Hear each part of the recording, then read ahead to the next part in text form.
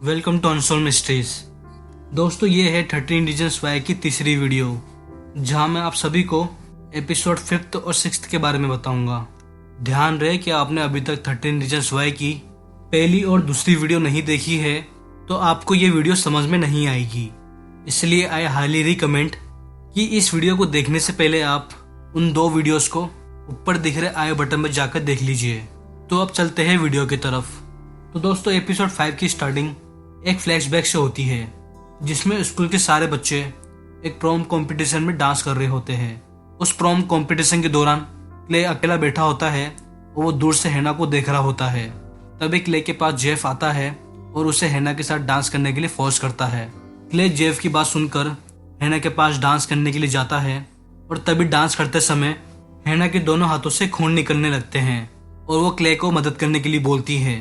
और तभी कोर्टनी पीछे से चाकू लेकर हैना की तरफ आती है और वो चाकू वो हैना को मार देती है। और बस ये एक क्ले का सपना होता है। अब हमको फिर से प्रेजेंट टाइम दिखाया जाता है, जिसमें स्कूल जाने से पहले क्ले एक कॉफी शॉप में जाता है और उसी कॉफी शॉप में कोर्टनी क्रिम्सन भी होती है, जहाँ पे क्ले को पता चलता है कि कोर्टनी एक गे फैमिली से है। इस बात से कोर्टनी काफी एम्बेरेंस होती है और वो कॉफी शॉप से निकलकर स्कूल के लिए निकल जाती है, क्योंकि कोर्टनी को पता चल गया था कि क्ले भी उसी कॉफी शॉप में होता है।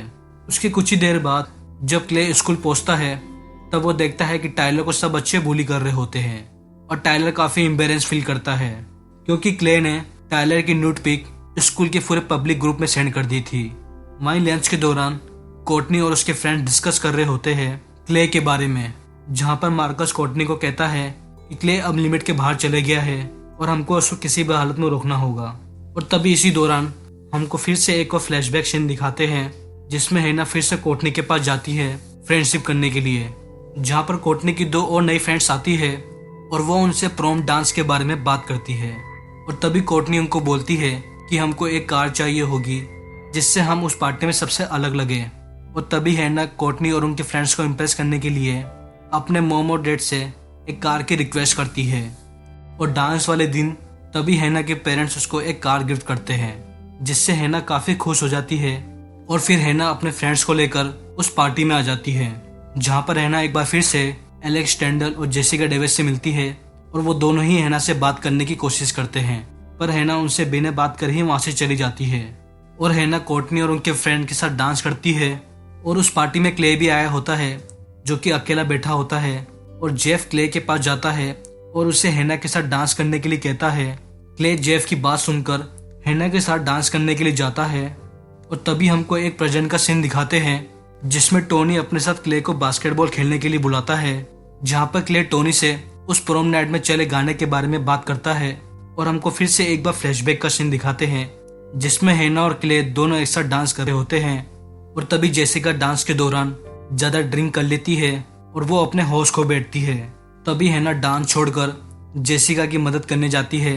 उसी दौरान हैना के पास माउंट गॉन्ट्री आता है और वो हैना को बताता है कि कोर्टनी ने मुझे सब बताया तुम्हारे बारे में, कि तुम एक गे हो और तुम्हें लड़कियों में इंटरेस्ट है। इस बात को सुनकर हैना को काफी गुस्सा आ जाता है। तभी हैना और कोर्टनी के बीच लड़ाई हो जाती है और हैना उस पार्टी को छोड़कर निकल जाती है। प्रेजेंट डे में क्ले कोर्टनी से उस प्रोम नाइट के बारे में बात करता है और वो उसे ग्रेव यार्ड में लेके जाता है, जहाँ पर हैना की कब्र थी। और वहाँ वो कोर्टनी से उस इंसिडेंट के बारे में पूछता है कि तुमने हैना के साथ उस दिन पार्टी में ऐसा क्यों किया था, और उसके गे होने के बारे में बात करता है, जहाँ पर कोर्टनी का कहना था कि वो नहीं चाहती थी कि उसके फ्रेंड्स को पता चले कि उसके पेरेंट्स गे हैं, इसलिए वो हैना के साथ ऐसा ट्रीट कर रही थी जिससे कि उसके फ्रेंड्स को पता ना चले कि वो गे है। और कोर्टनी रोककर क्ले को सॉरी बोलकर वहां से चली जाती है। और उससे कुछ ही देर बाद टोनी क्ले के पास आता है उसकी बाइसाइकिल लौटाने के लिए, और वो उसको एक कैसेट देता है जिसके बारे में क्ले उससे बात कर रहा था। और टोनी बताता है कि ये कैसेट वही है जिसमें तुम और हैना दोनों एक साथ डांस कर रहे थे उस प्रोम नाइट में। एपिसोड के एंड में हम व्यूअर्स देख पाते हैं कि क्ले जब घर जा रहा होता है, तभी कार में जस्टिन और एलेक्स क्ले को जबरदस्ती अपनी कार में बिठाने की कोशिश करते हैं। और जस्टिन क्ले को कन्फेस करवाने की कोशिश करता है कि वो इन टेप्स को सुनना बंद कर दे। और तभी इनके पीछे पुलिस की कार आती है और इनकी कार को रोकने की कोशिश करती है। और ये पुलिस वाले और कोई नहीं बल्कि एलेक्स के डैड होते हैं, और वो इनको छोड़ देते हैं। और फिर क्ले अपने घर पे आता है और वही गाना सुनता है जो उसको टोनी ने दिया था। और उस गाने को सुनकर वो काफ़ी अपसेट हो जाता है और रोने लगता है और बस एपिसोड 5 यहाँ पे ही ख़त्म हो जाता है। दोस्तों अब हम बात करेंगे एपिसोड 6 की। दोस्तों एपिसोड की स्टार्टिंग में हम देख सकते हैं कि एलिस के स्कूल में माउंट काउंटी से लड़ाई हो जाती है और ये दोनों एक दूसरे से बहुत बुरी तरीके से लड़ रहे होते हैं। वहीं प्रेजेंट डे में क्ले टेप सुनते हुए स्कूल आ रहा होता है, जिसमें हैना वॉइस ओवर में बता रही होती है डॉलर वैलेंटाइन के बारे में, जिसमें आपको एक फॉर्म भरना होता है कि आपको किस टाइप का बॉयफ्रेंड चाहिए और आपको अपना मैच मिल जाएगा। वहीं प्रेजेंट डे में माउंट काउंटी और एलिस की अभी भी फाइट चल रही होती है और मिस्टर पॉटर आकर उनकी फाइट रुकवाते हैं और फिर उन दोनों को अपने साथ प्रिंसिपल ऑफिस में लेके जाते हैं। प्रिंसिपल मिस्टर पॉटर को कहती है कि अगर इस फाइट के बारे में स्कूल के बाहर किसी को भी पता चला तो वो हैना बेकर के सुसाइड कोर्ट केस में प्रॉब्लम होगी।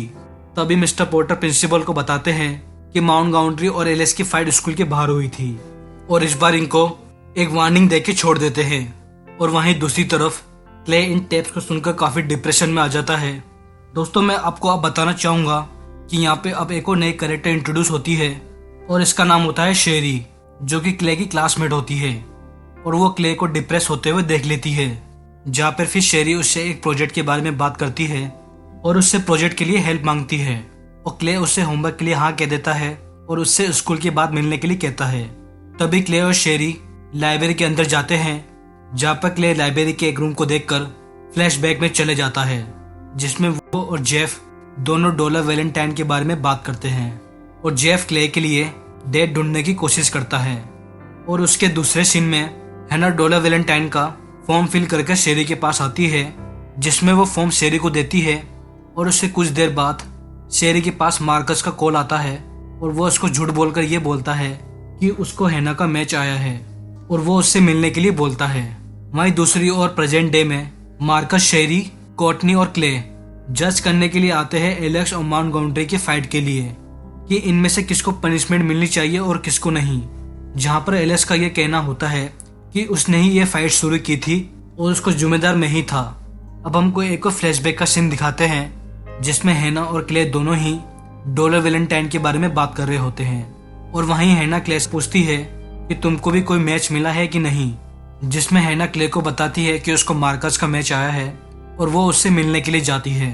अब यहाँ पे हमको फिर से प्रेजेंट का सीन दिखाते हैं, जिसमें मार्कस ये डिसीजन लेता है कि वो माउंट काउंटी को 3 दिन के लिए स्कूल से सस्पेंड करता है और एलिस को वार्निंग देके छोड़ देते हैं। उस मैटर के बाद मार्कस क्ले को समझाता है कि तुम इन टेप्स को इतना सीरियसली मत लो कि अगर कोई भी प्रॉब्लम बाहर आती है इन टेप्स की वजह से तो ये स्कूल कोई मदद नहीं करेगा। और वहीं दूसरी तरफ हैना की मॉम हैना के कमरे के अंदर बैठकर हैना की चीज़ों को देखकर फिगर आउट करती है और वो कहती है कि मुझे कुछ समझ में नहीं आ रहा कि ये सब कैसे हो गया। और इतने में ही हैना और हैना के डैड दोनों रोने लगते हैं। प्रेजेंट डे में क्ले शेरी को अपने घर पे लेके आता है और वो दोनों ही होमवर्क के ऊपर काम कर रहे होते हैं।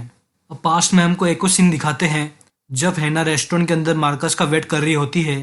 तभी मार्कस अपने कुछ फ्रेंड्स के साथ उस रेस्टोरेंट में आता है और उसके फ्रेंड्स पीछे जाके बैठ जाते हैं और मार्कस हैना के पास जाके बैठ जाता है और मार्कस हैना से सॉरी बोलता है लेट आने के लिए।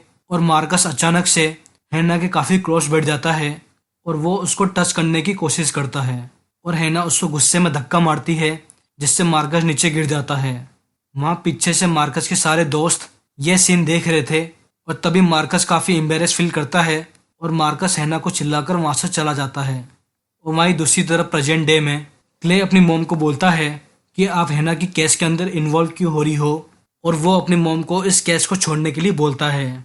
और तभी उसकी मॉम क्ले से पूछती है कि तुम मुझे इस केस में आने क्यों नहीं दे रहे, और उसकी मॉम एंड में बोलती है कि सच क्या है तभी मैं इस केस को डिसमिस करूंगी।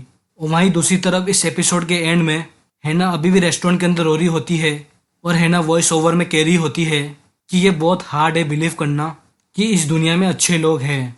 और बस एपिसोड 6 यहाँ पे ही खत्म हो जाता है। अब हालांकि इस सीरीज के अंदर बहुत सारे क्वेश्चंस के आंसर्स नहीं दिए गए हैं, पर मैं आने वाली वीडियो में आपको अच्छी तरीके से एक्सप्लेन करूंगा कि आखिर ये सीरीज किस तरफ जा रही है। और अगली वीडियो में हम एपिसोड 7 और 8 के बारे में बात करेंगे। तो अगर आप इस वीडियो को मिस करना नहीं चाहते तो इस चैनल को सब्सक्राइब कर लीजिए।